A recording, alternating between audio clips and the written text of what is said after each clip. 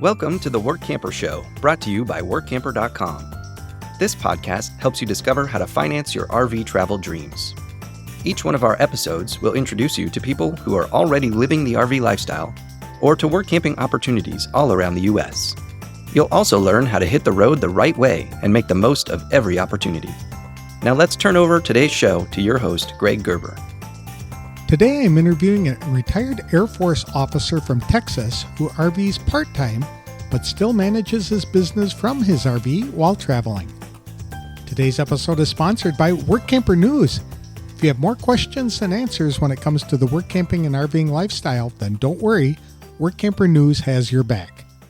Attend a free monthly work camping Q&A webinar to get your questions answered. Each month, the knowledgeable team behind Workamper.com hosts a free live webinar where they answer questions submitted by folks just like you who are learning about the RV lifestyle or just getting started or who've been work camping for a while. They cover topics like what kind of work camping jobs are available, what do those jobs pay, tips for writing a work camper resume, questions to ask an employer, what type of RV is best, how to get your mail as an RVer, and much more. In the description of each video, you'll find a list of questions that were answered so you can quickly jump to the sections you want to hear. Register for the next live webinar at workamper.com/answers. Or listen to detailed answers now by watching the recordings of past Q&A webinars on the Workamper News YouTube channel at youtube.com/workamper and click on the Q&A on Work Camping playlist.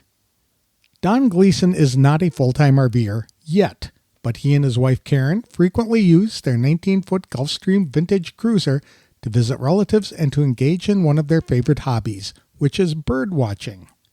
It's a wholesome activity that ensures they spend plenty of time outdoors.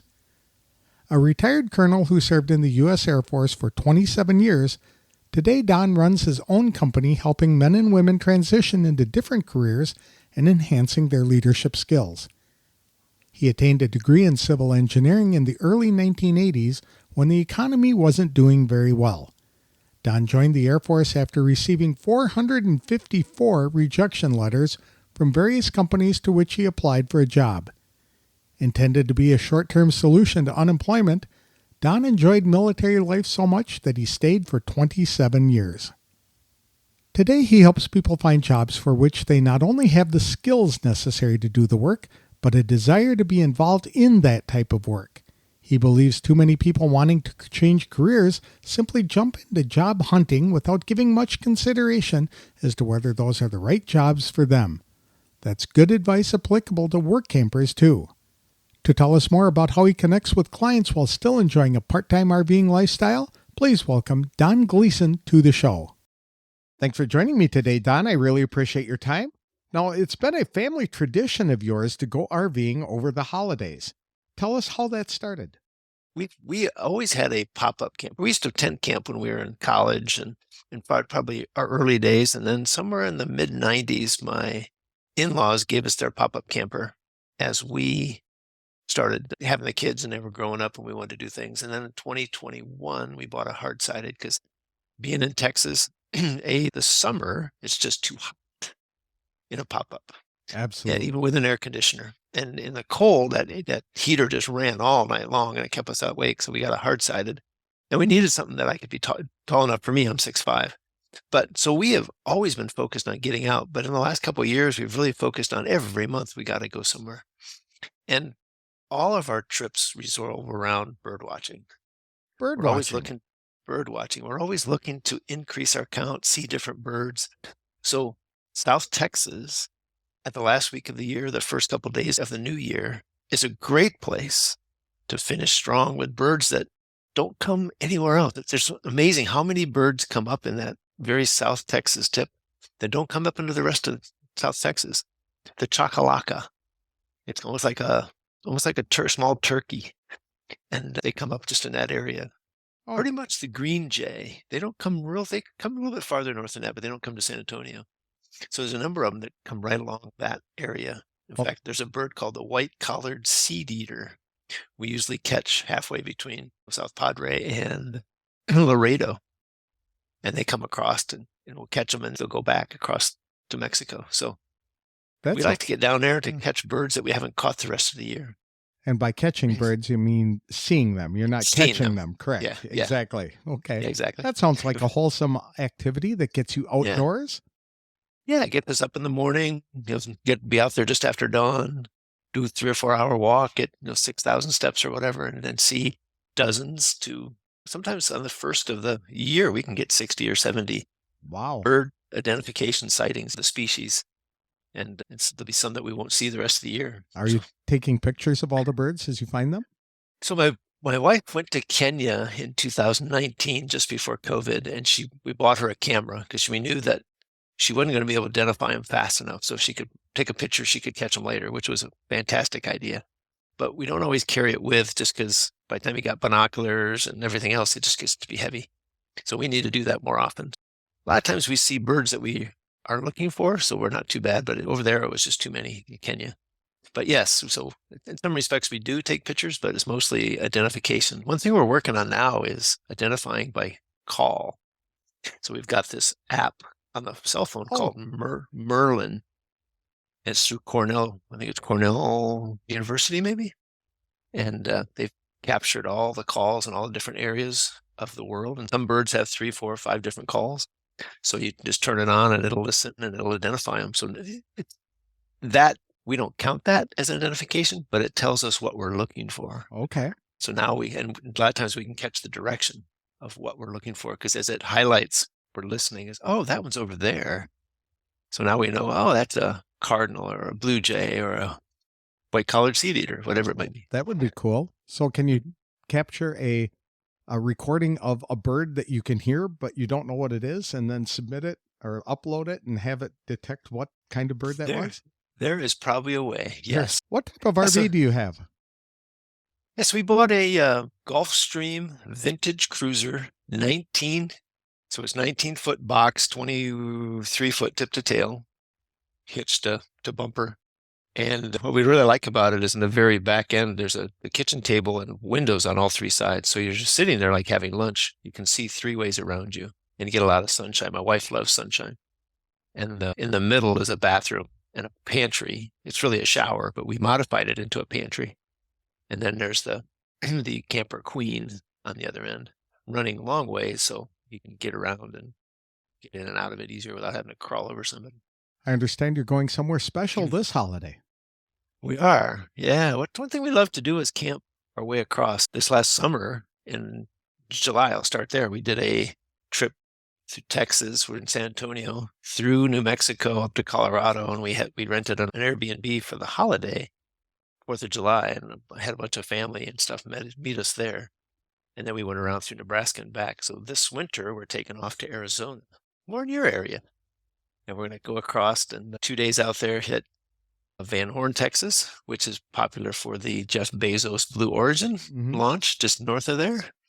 And then we'll get to Tucson and then back into Goodyear. But we're staying at the White Tanks, which isn't too far from you. It's a neat county park just across the center of the small mountain edge, and you can see the city. And I can see them from my office, as a matter of fact. So that's cool. Yeah. It's beautiful. Beautiful. I'm just amazed every morning, that sun coming across Phoenix. And it's just so beautiful. We wake up just to make sure we see that, because it's just so gorgeous. And then the sunsets are just spectacular over here, especially as the sun goes down behind the White Tanks. Yeah. I need to see more of those, because I'm usually in the house getting ready for dinner with the kids. And so my oldest son lives out that way, and the grandson. Of course, his husband's just a good opportunity for us to get together with them and spend the holiday. And my daughter's coming down, who's an RVer. So she just rented it. She's motivating me. She's 35. She took a cargo van last year and she renovated it, and she used her whole community to help her. We went up and we helped create the cabinets and the upper cabinets, lower cabinets for the kitchen and everything. And she had friends who could help her cut the hole in the roof. Another friend cut the hole in the floor for the vent for the heater and stuff. And she's got an organic toilet. There's just her and her puppy seeing America as she works during the day. And so she's motivating, trying things out for us. And then that's funny, because I was told if I didn't get my act together, you'd wind up living in a van. And here it's now a goal. She took a picture this summer and she says, my parents always told me to get an education and get a good job so you're not living in a van down by the river. And she took a picture of her sitting in a van down by the river. She put it on Instagram. That was funny. Yeah. What do you do for a living, Don, that gives you the flexibility to travel like this? So I am both a leadership and a career transition coach, working with companies, helping them advance their leadership within the organization, helping them with a DISC assessment to help them understand who they are and who the others are so they can better relate with people. So improving communication and then improving leadership skills. But I also do one-on-one coaching to help people who are in a career position that they're not really excited about. And career, job, different people have different definitions of it. I say more career because I'm looking more long-term, but it could be a job that they're not energized by. They get tired of it and they're looking for a change.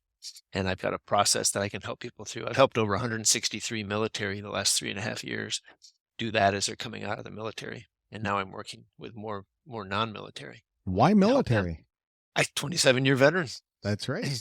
I'm that guy who graduated college in 1982, and there was a recession going on, and I had 454 rejection letters on the 4th of May of 1982, on my graduation day. And I said, you know what? I need a job. I'm not going back to school. So I joined the Air Force for 4 years, and I stayed for 27 because it just was exciting. I loved the opportunities it gave me and the travel. We got to Germany twice. Got to go to Baghdad, Iraq. I got to go into places in Turkey, up in the mountains. And so deployments. What kinds of things did you do in the military? So I was a civil engineer, more on the environmental side. The career field was civil engineer, so it was maintaining the facilities and utilities of an Air Force base. And I was on bases with flight lines and without flight lines. It could be, we called it Ronnie's Rocket Ranch out in Cheyenne, Wyoming, or up in Montana.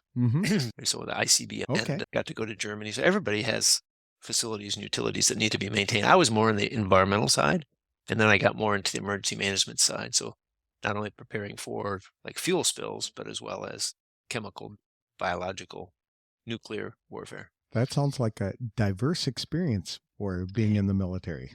It was. Civil engineering, you got so many different areas because you do the design of buildings, you do the construction, you do environmental, you do facility maintenance, toilets, electrical, all that.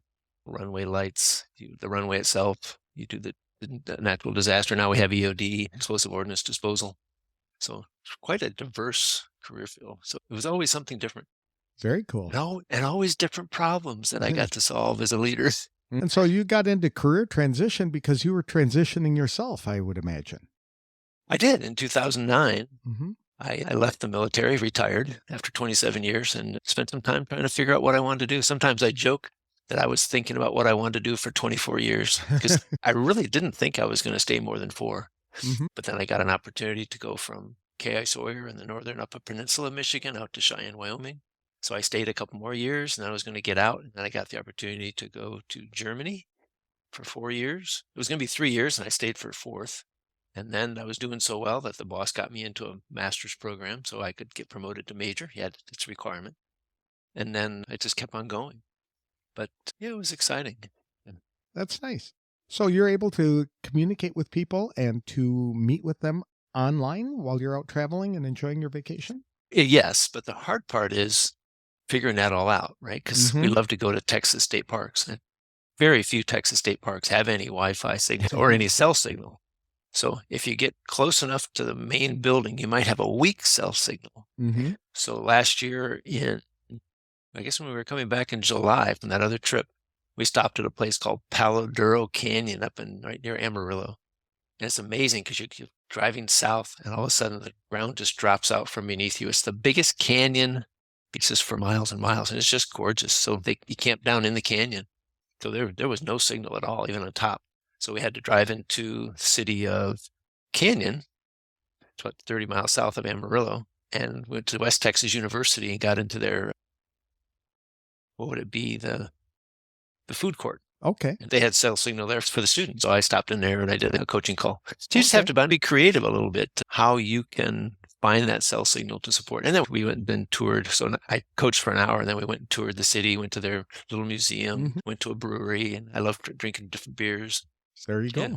That would be a fun way to travel across America and looking for the ideal beer. That's right. Yeah. What do you use to get your internet connections? So we're using the iPhone, but a lot of places you need a booster. So my daughter, I think I told you she renovated the van to a cargo van. So she's been trying things out. She works actually 6 to 8 hours a day on the road, and she loves going to national parks. So she'll have to go to different places to get a cell signal, but sometimes it's weak, just like we're doing. So she tried this thing called Phone Tone cell phone signal booster. And what it does is it boosts the cell signal, and then you can use your iPhone to connect to it and create a hotspot, and then connect your laptop to that. And that's worked really well. My wife loves to do it. She's now for 700 days done Norwegian on Duolingo, I think is the app.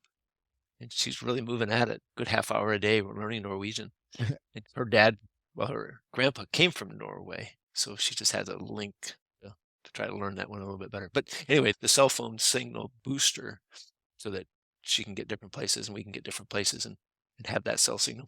And it's strong enough that you can all work off of that one device? Sometimes we only have to have one of us. Okay. We have to create a priority, right? You have to try things out depending on where you're at. Okay. So you just got to be flexible. Have you ever looked at something like Starlink to provide the internet service on the road? We have talked about it. It's a lot more expensive, and we may get that way. So I'm actually creating my business so that I don't have to be so dependent on that. So as I'm coaching, I find I'm talking the same thing all the time, like resumes or LinkedIn or other stuff. So I'm creating a digital course. I just released a workbook this week to put out on the internet. I got it out 2 days ago. Finally got it out. And so that it's going to allow me to upload that to Kajabi, and then they can get the course and they can go at their own pace. And then I will have a Q&A session. And what I can do is I could actually get their questions, sit in the camper, answer all the questions on a video. And then when I'm somewhere where I can upload it, I can put it on Kajabi and they could download it. Doesn't have to be live. I will have a portion of the program that will be a live coaching, and then I'll just have to be someplace where I can get good signal. That would give you flexibility to go pretty much anywhere. Do you do a lot of boondocking, or you just confine yourself primarily to campgrounds? We are campgrounds. Okay. My wife likes those flushing toilets and showers. Yes, absolutely. We had a shower. We have a shower in the camper, but we modified it with plywood and PVC piping to a pantry so we can put storage of. You don't have a lot of storage sometimes in campers, so it allows us to put our shoes underneath. We have different bins for food while we're going to be camping. We can put our coats. I got a clothes rack on top. I can put clothes up there to get them off different places, get them off the chairs. So we've modified it to fit us. Now my daughter does not connect to shore power, so she boondocks. So she does what is that app called? So they have wineries and breweries and other places. Harvest Hosts? Harvest Hosts, yes. And so she's constantly making reservations there. And she has met some awesome people. So she'll work 6, 8 hours. She'll travel the 100 miles. She'll get to the next Harvest Host. I think they like them there by 5 o'clock. And she'll go down and get a beer or a wine or whatever. She did one with a lavender field. Oh. And she just bought some soaps and stuff. So she's met some awesome people. She's got some job offers. She's got a event planning bachelor's degree. So she studied wine and beer. And so one night she was talking to the owner of this, I think it was a brewery. He says, "I'd love to hire you." I said, "I'm traveling. I'm not here for 6 to 8 weeks." But it's neat the people that you meet doing stuff like that. So yes, that's one thing we love to do while we're camping. It was fun down in South Texas over the holiday because a lot of places will have little parties, New Year's Eve party or whatever, and fun to get over and meet people. Now we don't stay out late just because we're always up at 7, 6, heading out for bird watching. That's the problem with birds is they like to be first thing in the morning as the sun rises. That's right. Exactly. They're ready to rock and roll. They sit down about noon when it's warming up, and it's tough to see them at that point. So yes. Yeah. That allows me time in the afternoon though. So we'll get back, we'll have lunch, maybe take a camper nap. We'd love to do that. And then get up and work for 2 or 3, 4 hours before we grab a beer and sit outside and meet people. You were telling me that you use a device, a power station, to help provide electricity for you and to connect your various devices. Why don't you describe how that works and what kind of benefit it offers to you? Yeah, it really worked well for my daughter, and that's how we started it. So I'll give her first. So she is not on shore power. She has solar panels on her roof, and she has lithium batteries in the back. So she's very careful about electrical power draws she has off of those batteries. So she has it for other things. So she really learned a lot about electricity, but running the cell phone booster would zap a lot out of her batteries. So she bought this thing called a jackery, and you power it up. You can power it up through solar. The excess during the day, you can do it.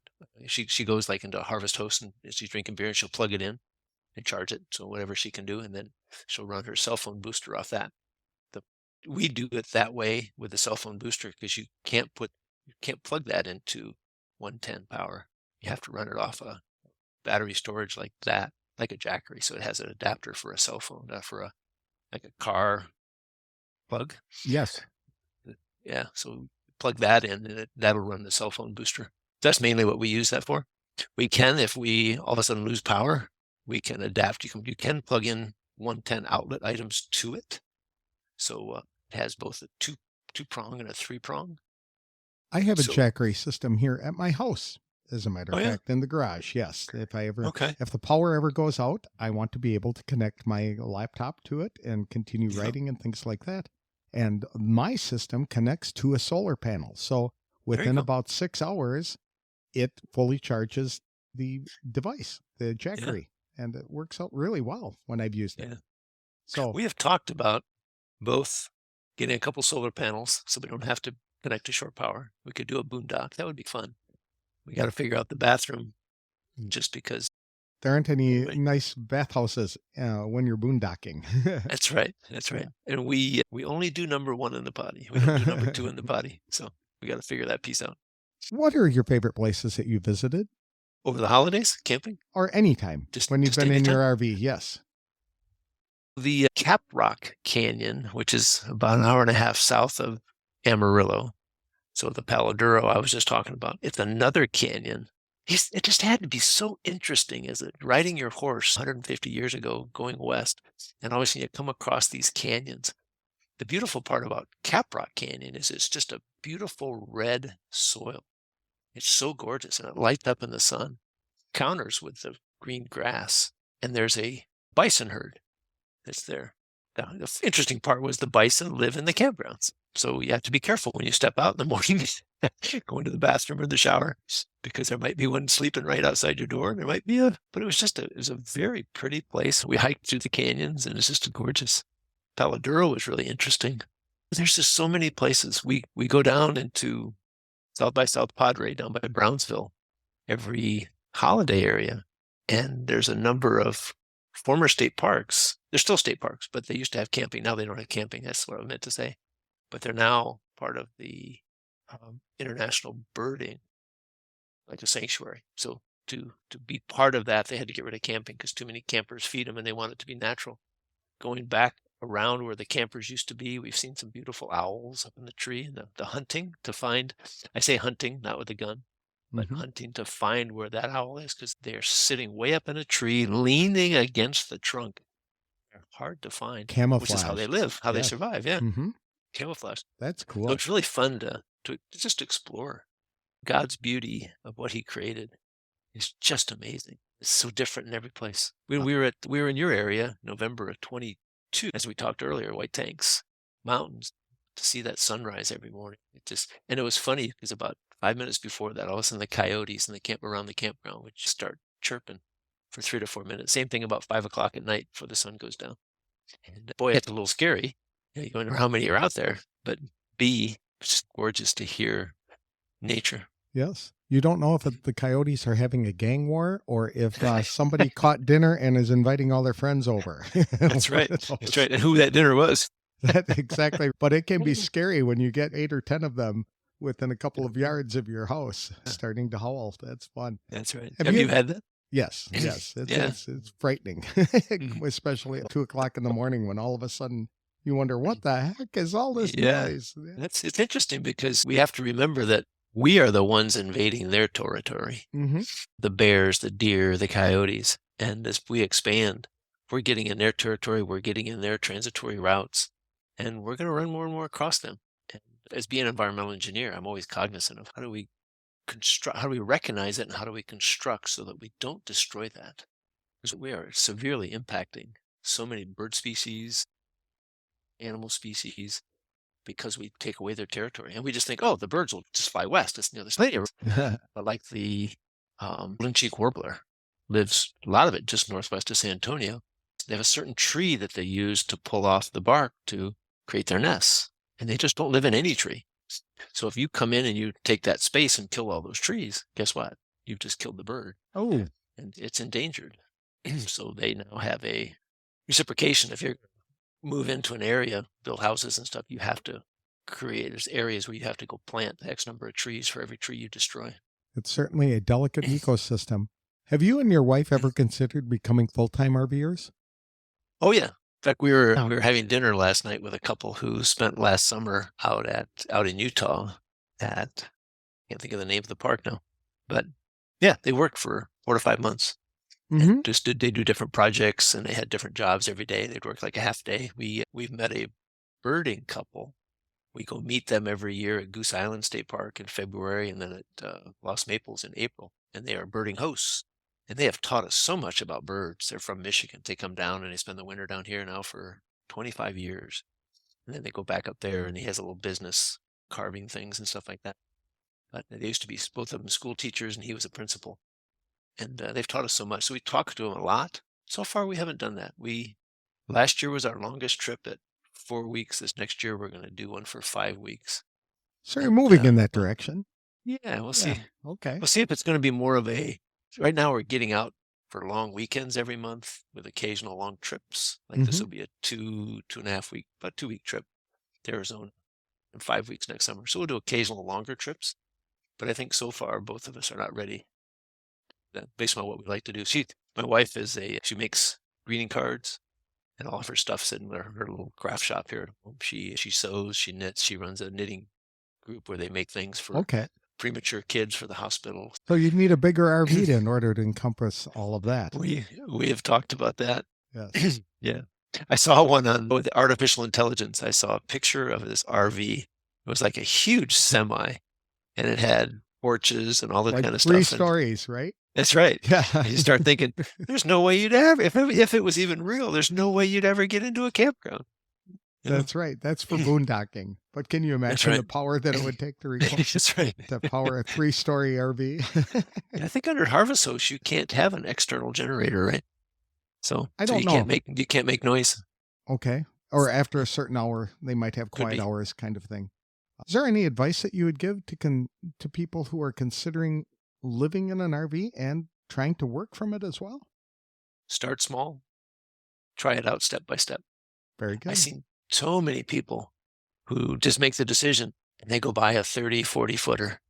And then they realize that the places they like to go, they can't, right? They don't have the signal, can't get the booster. They don't like RVing.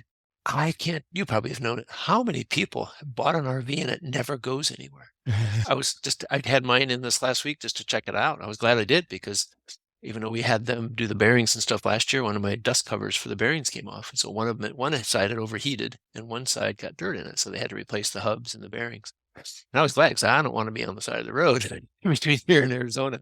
A lot of wild country out there with no cell signal. And people aren't always nice enough to stop for you. So I want to make sure I'm good. But I was talking to the guy, head of maintenance. He goes, I bought 20 years ago. I've got a RV that I bought 20 years ago sitting in the driveway. I've probably used twice in 20 years. Wow. And he's an RV maintenance guy. Wow. He sees them all the time. So yeah, it's no fun then for him to be going out there after he works on them all day for, that's right, 40 hours a week. So I think you gotta, like we did, we'd started with tents, moved up to a pop-up, move up to a small RV. Will we buy a bigger one someday? If we're going to go out longer, yes, because we don't really have any like lounge chairs or inside when it's cold or it's raining to really relax. We're sitting at the kitchen table.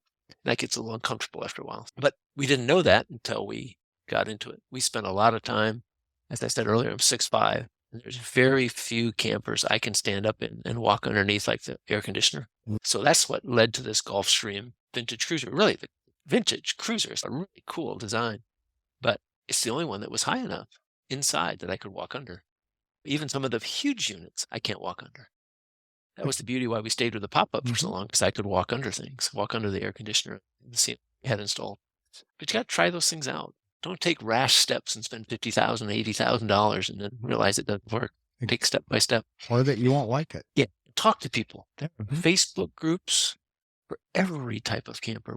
I'm part of 3 just for the vintage cruiser. And we'll talk to people about what they do. We're seeing how they modify things. We bust out this area, make a cabinet. We replace the air conditioner with this because it's much quieter. We've had problems with the DVD player, so we switch it to this, or we come up with a different mod, different design. And so we're about ready to renovate the bathroom because the sink is way too low and the sink itself is so small. Mm-hmm. You can't do any. Right. Yeah, you can barely wash your face without getting water everywhere. So you got to almost do that in the kitchen, which isn't what we want to do in the kitchen. If people wanted to connect with you, how could they reach you? The best way is through LinkedIn. I have a personal page on LinkedIn and Facebook. But on LinkedIn, Don with a middle initial L, Gleason, Gleason, just like Jackie. And send me a direct message and connect with me, and send that you heard us here. Wonderful. And love to have a conversation. You can also find me, Don Gleason, on Facebook. I don't have anything unique like that, so there's probably a bunch of Don Gleasons. You just have to find the guy who's a career transition coach. I actually have a picture behind the banner photo that talks about being a career transition coach. So we'll be sure to find it and link to it in the show notes. I'd love to, if anybody has questions on what we're trying to do with camping, and because I guess I would end with this piece. Life is too short not to enjoy it. And too many of us wait until the end. Exactly. We're busy making money. We're busy getting promotions. We're busy. And so often when we do that, we're missing time with the family, the wife, the kids, the husband, the wife, the spouse, the kids, significant others. We're missing the beauty around us. Take the time to get out. It doesn't have to be long weekends or 2-week trips, right? There's in Texas, there are so many state parks. We did it in Pennsylvania when I was at Army War College. We did it in Wisconsin. We did it every place we've been. Seeing now, when I was at Nebraska as a group commander, I didn't. We had 1 trip in 2 years, and we both regret that. But I just let the job overcome. We didn't schedule it. So we actually, Texas, 6 months out, you can make a reservation. So we make a pact every month. We're going to set another reservation 6 months out as soon as it comes available. That's great advice. Out. Yeah, we're booked out because my wife said, Don, if I make reservations like 2 weeks, you're going to be busy. Well, yeah, in a week or 2 weeks, I will have appointments. But if you book me out 6 months, that's priority. Exactly. We're not going to change it. So that commitment. So I think trying things step by step and taking advantage. We had a close friend of ours who just retired from the Army Corps of Engineers 1.5 years ago, and he was renovating a house that summer, broke his back. They took x-rays and found cancer throughout his body, and he passed away last March. Wow. You just never know how much time you got left. Exactly. So don't wait. Do it now. Thank you very much, Don. I really appreciate the advice and the product recommendations, too. And I wish you the best of luck on your Christmas trip this year and in 2024. Thanks. Appreciate the opportunity to be on with you, and look forward to seeing you when we're out there.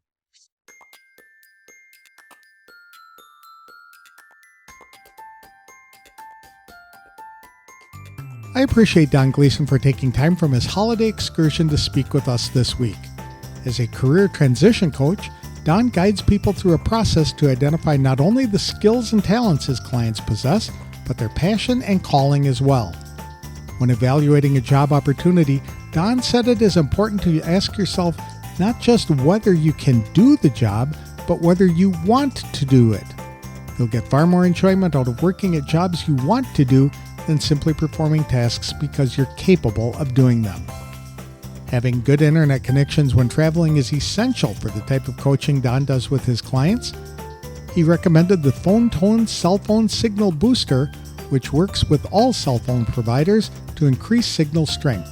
It has an outside antenna which captures signals and transmits them to an inside antenna capable of supporting 40 connected devices. Don also uses a Jackery portable power station to provide power to his laptop and the cell phone booster, even when he's in a remote part of the wilderness.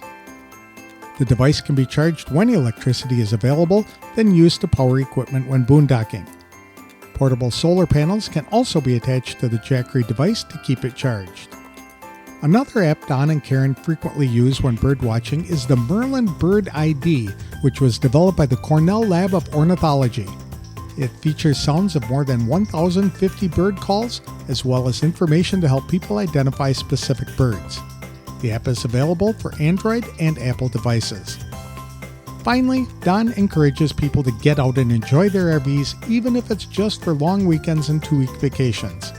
The most important thing to do is to schedule the time.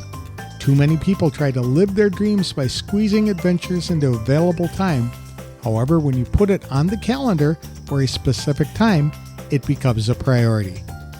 To connect with Don, look for Don L. Gleason on LinkedIn and Facebook. Today's episode is sponsored by Workamper News. With its Diamond and Platinum membership tools, Workamper News is much more than just a job listing website.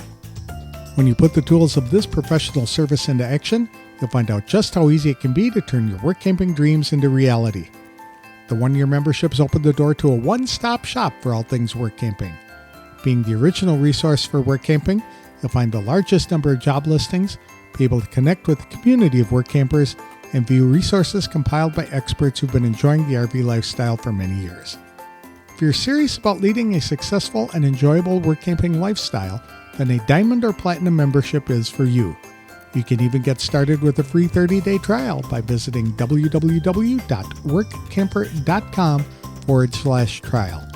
Embark on new adventures today with the support of Workamper News behind you. That's all I have for this week's show. I'll have another interesting interview on the next episode of The Workamper Show. If you like these interviews, please consider leaving a review wherever you download the episodes. Thanks for listening.